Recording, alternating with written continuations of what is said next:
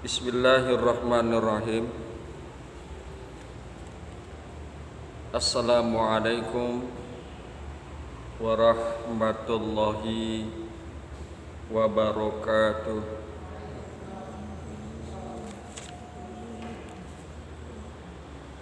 Pembahasan kita pada pagi hari ini, kita akan coba membuka kitab Minhajul Abidin.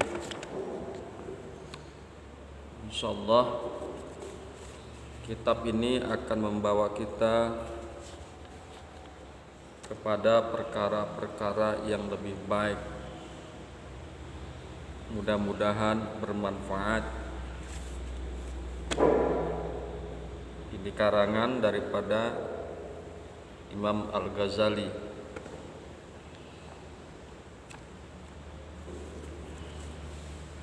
Bahwa yang pertama kali beliau dibahas oleh beliau berkaitan dengan masalah tahapan ilmu.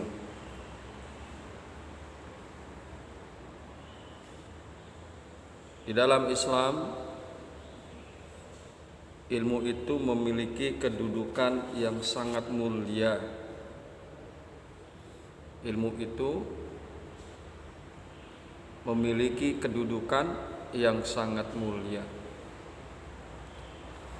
Banyak sekali di dalam Al-Quran berbicara tentang masalah ilmu, dan kita bisa melihat begitu banyak ayat-ayat yang menjelaskan ilmu. Kata-kata ilmu dan turunannya cukup banyak, bahwa ini mengindikasikan bahwa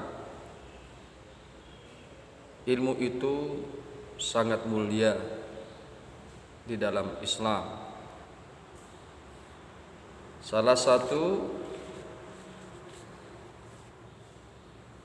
yang sudah menjadi familiar di antara kita, salah satu ayat berbicara, A'udzu billahi minasyaitonir rajim. Yarfa'illahu alladhina amanu minkum walladhina utul ilma darajat. Ini tertuang di dalam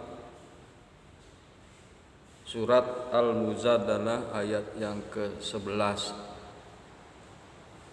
Yarfa'illahu alladhina amanu minkum walladzina utul ilma darajat. Niscaya Allah akan mengangkat derajat orang-orang yang beriman di antara kalian dan orang-orang yang diberi ilmu beberapa derajat. Karena itu beruntunglah bagi hamba-hamba Allah yang diberikan pengetahuan oleh Allah Subhanahu wa ta'ala, bahwa Allah akan angkat derajat orang tersebut beberapa derajat. Hadirin yang berbahagia, hamba-hamba Allah yang mudah-mudahan selalu dirahmati oleh Allah Subhanahu wa ta'ala. Ilmu itu memiliki manfaat yang sangat luar biasa. Yang pertama tentunya adalah dengan ilmu tersebut kita bisa mengetahui perkara yang hak dan yang batil. Kita bisa membedakan antara yang halal dengan yang haram, dan kita juga bisa membedakan antara yang benar dengan yang salah. Yang demikian itu disebabkan karena ilmu. Kemudian juga yang tak kalah penting, bahwa Dengan ilmu tersebut kita bisa menjalankan ibadah dengan baik dan benar, baik itu ibadah mahdoh maupun ghairu mahdoh. Kita bisa menjalankan ibadah sesuai dengan tuntunan agama. Karena apa? Karena dengan ilmulah kita dituntun kepada pelaksanaan dan pekerjaan ibadah yang baik. Kita sama memahami bahwa di dalam ibadah mahdoh, contohnya sholat, ada syarat, ada rukun, ada wajib, ada yang sunnah, dan ada yang haram. Dengan sebab kita mengetahui perkara-perkara tersebut, maka kita pun menjalankan sholat tersebut dengan baik dan benar. Kemudian contoh lagi adalah ghairu mahdoh di dalam bidang muamalah. Contohnya adalah jual beli. Di dalam jual beli tersebut pun sama seperti dengan ibadah mahdoh, ada syarat, ada rukun dan lain sebagainya. Ada perkara-perkara yang haram yang tidak boleh dilakukan. Allah kemukakan wa ahallallahu al-bai'a wa harrama riba. Perkara yang diperbolehkan adalah jual beli anturaddi minkum. Jual beli yang azasnya adalah saling ridha, saling ikhlas, saling rela satu sama lain. Yang tidak boleh diharamkan di dalam praktek jual beli tersebut adalah perkara-perkara yang bisa membawa kepada riba. Sekali lagi bahwa dengan ilmu kita bisa menjalankan ibadah dengan baik dan benar, baik itu ibadah mahdoh ataupun ghairu mahdoh. Hadirin yang berbahagia, hamba-hamba Allah yang mudah-mudahan dirahmati oleh Allah Subhanahu wa taala. Kemudian di dalam kitabnya musannif atau pengarang kitab menyinggung bahwa lantaran ilmu dan ibadah kitab-kitab suci itu diturunkan. Lantaran ilmu bahwa kitab-kitab suci itu diturunkan dan para rasul diutus. Misalnya adalah ilmu yang bisa kita dapatkan dari Al-Quran, wala tuzaddilu ahlal kitab illa billati hiya ahsan. Ada juga di dalam ayat yang lain, wala tujadilhum illa billati hiya ahsan,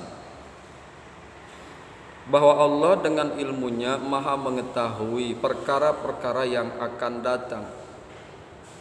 Banyak sekali agama menurut pandangan manusia pada masa yang akan datang ada dan berkembang.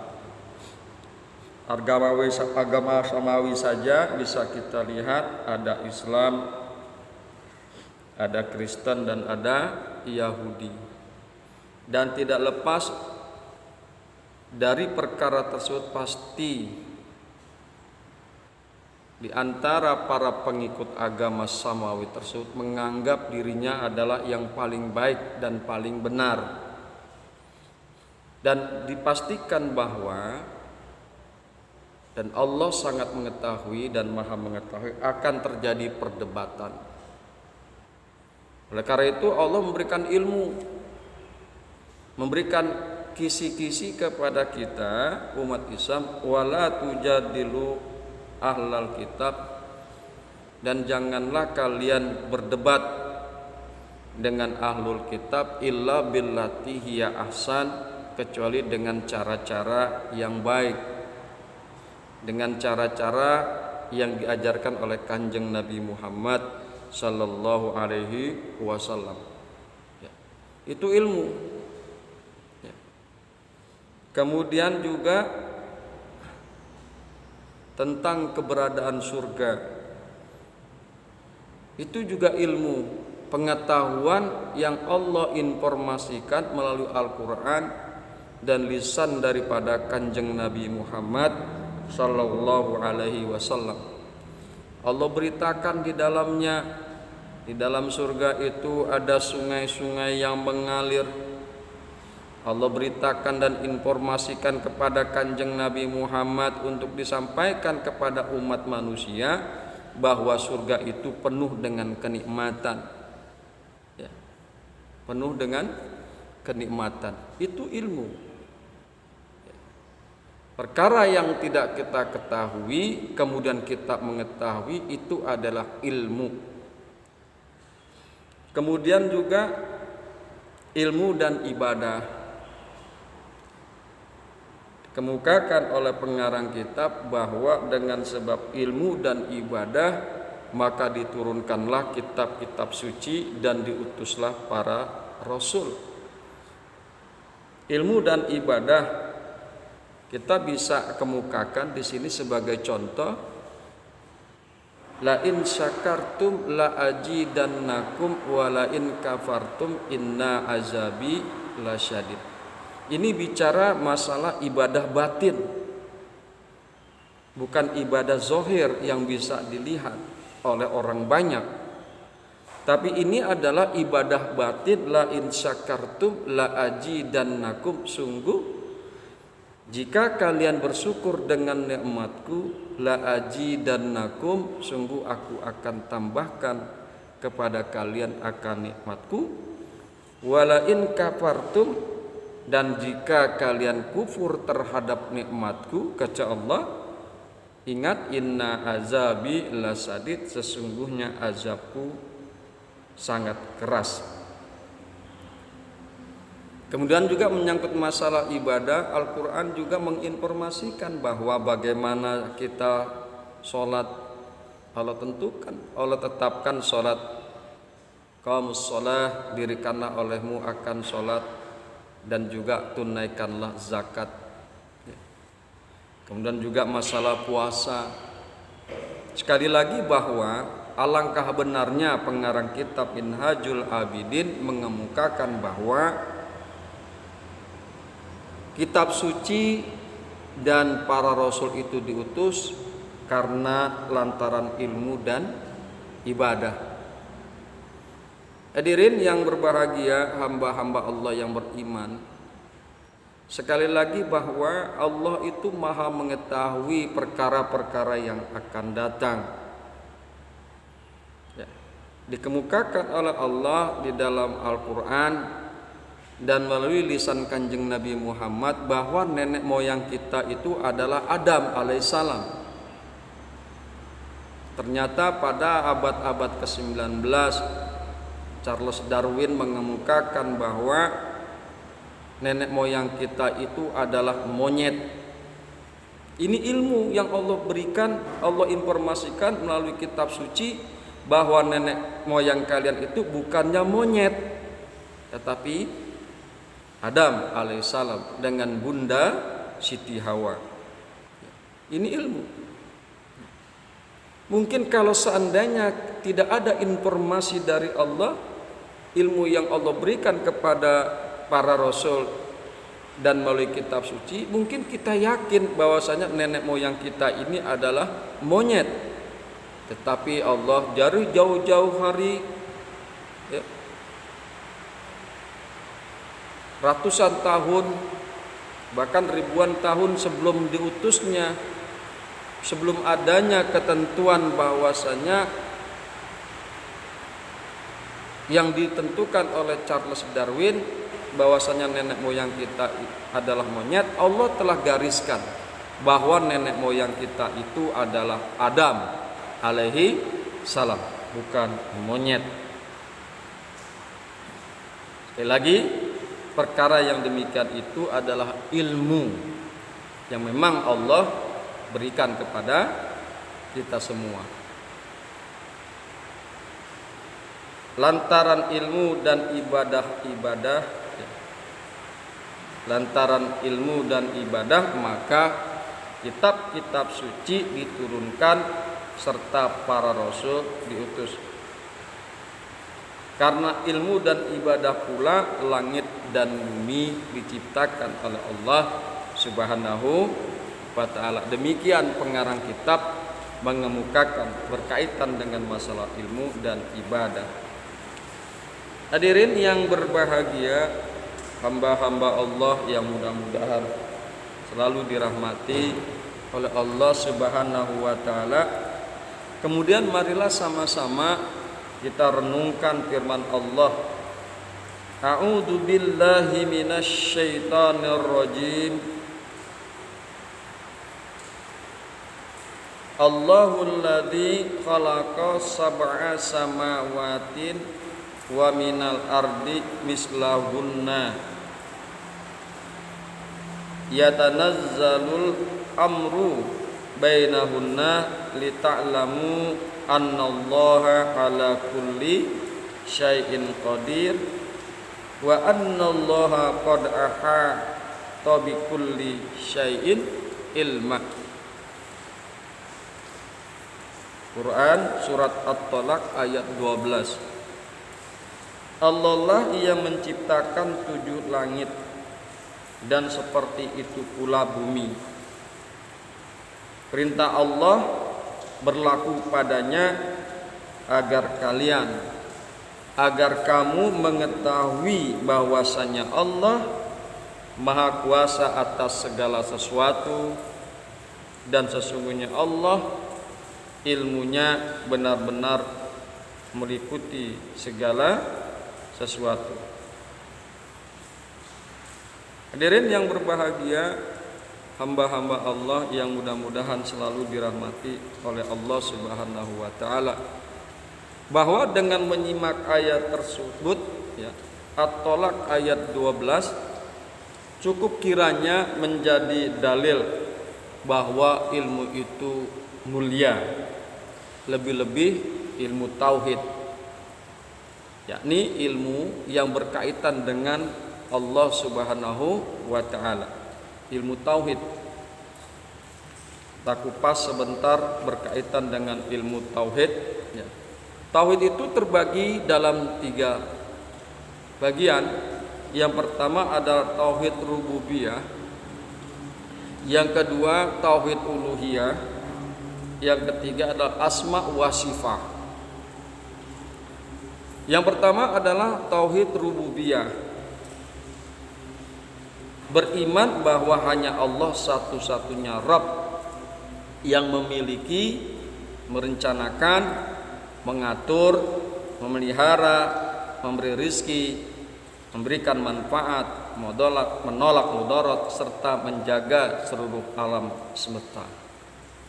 Menjaga seluruh alam semesta.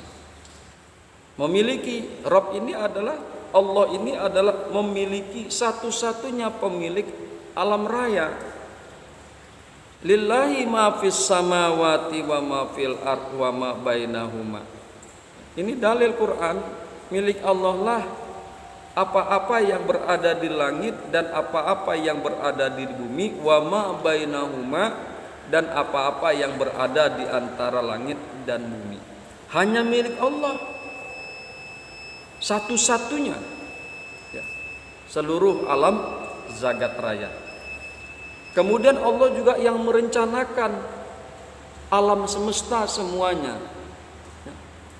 Semuanya adalah desain daripada Allah Subhanahu wa ta'ala, baik yang berada di bumi maupun yang berada di langit dan di antara keduanya. Desainnya adalah Allah Subhanahu wa ta'ala. Desainernya adalah, planningnya adalah planning Allah Subhanahu wa ta'ala. Kemudian Allah lah yang mengatur satu-satunya. Hanya Allah yang mengatur tentang alam jagat raya. Bagaimana Allah mengatur peredaran matahari, bintang, bulan, planet-planet, diatur oleh Allah sesuai dengan orbitnya, sehingga di antara benda-benda langit tersebut tidak akan terjadi saling tumburan satu sama lain. Allah yang mengatur. Termasuk perkara yang berada di bumi, di atas dunia, Allah yang mengatur. Kemudian juga Allah lah yang memelihara. Allah yang memelihara kehidupan di dunia. Bagaimana Allah ciptakan ekosistem di laut, ekosistem di sungai, dan lain sebagainya. Diciptakan habitat dan lain sebagainya. Demi kelangsungan hidup makhluk, termasuk kelangsungan hidup manusia. Allah lah yang memelihara. Kemudian Allah lah yang memberi rezeki. Tidak ada satu makhluk pun di dunia ini, di langit maupun di bumi, tidak ada yang memberikan rezeki kecuali Allah Subhanahu wa ta'ala. Wa ma min dabatil fil ardi illa Allah rizquha. Allah lah yang memberikan rezeki.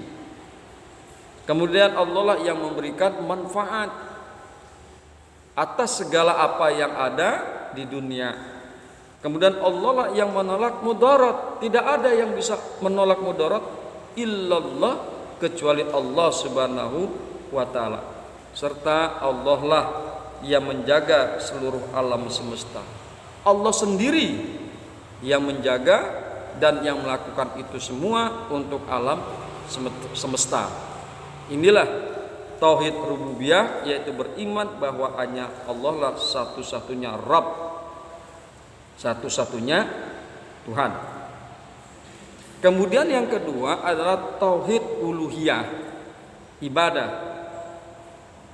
Tauhid uluhiyah dapat diartikan sebagai mentauhidkan atau mengesahkan Allah dari segala bentuk peribadatan, baik yang zahir maupun yang batin. Itu artinya kita beriman bahwa hanya Allah semata yang berhak disembah, tidak ada sekutu baginya. Dikemukakan oleh Allah Subhanahu wa taala, syahidallahu annahu la ilaha illa huwa. Allah menyatakan bahwasanya tidak ada Tuhan kecuali Dia yang disembah dengan sebenar-benarnya. Asyhadu an la ilaha illallah wahdahu la syarikalah. Aku bersaksi bahwa tiada Tuhan selain Allah semata, satu-satunya Tuhan, satu-satunya Rabb, la syarikalah, yang tidak ada sekutu baginya. Segala bentuk ibadah ditujukan hanya kepada Allah, baik itu ibadah yang zahir maupun ibadah yang batin. Ibadah yang zahir yang bisa dilihat oleh umat manusia, salat contohnya, haji contohnya, adalah ditujukan lillahi ta'ala, hanya untuk Allah Subhanahu wa ta'ala, bukan untuk yang lain. Begitu juga ibadah batin.